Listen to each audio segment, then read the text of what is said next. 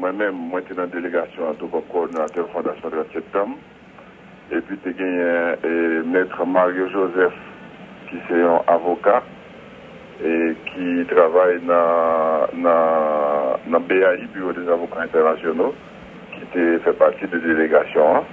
Et bien, on a l'autre amis qui t'a accompagné, notamment maître Brian Concanon, qui est avocat tout et directeur Institut pour Justice et Démocratie en Haïti.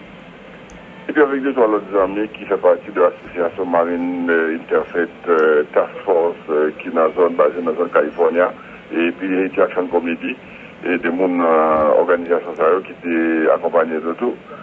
Donc c'est une très grande délégation, une très importante délégation. Et nous avons réservé espace, loué espace pour nous faire deux bagages. Et un premier bagage nous avons c'est que dans le stand pour nous être capable d'exposer toute information, tout rapport qui sortit dans le pays d'Haïti depuis le 29 février 2004 là.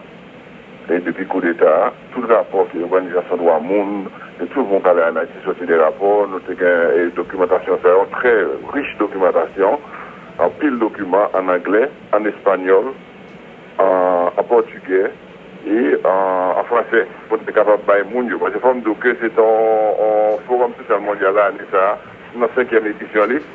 C'est gagné à peu près 135 000 visiteurs qui étaient sortis à travers le monde et qui devenaient là-dedans.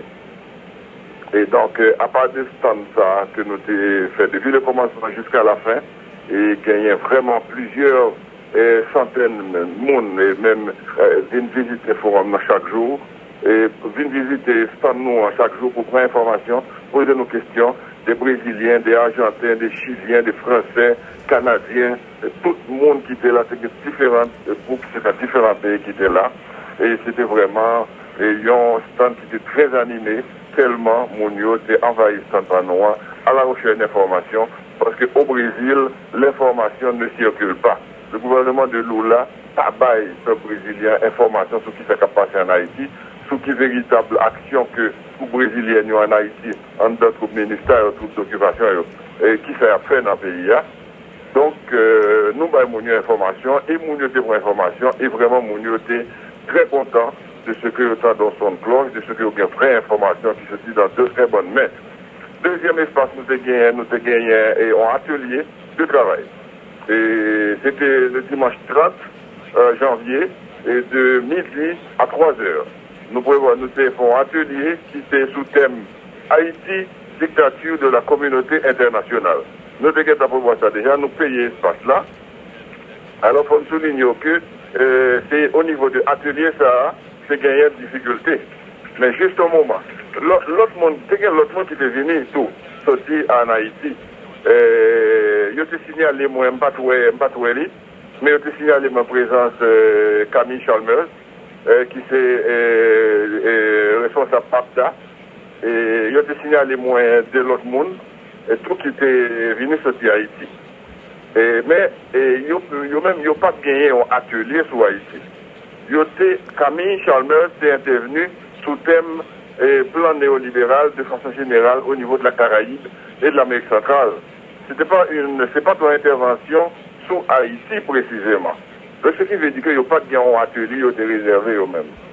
Donc, dans l'atelier Panois, le moment, dans dimanche 30, à midi, 10 comme ça, nous allons commencer l'atelier noir.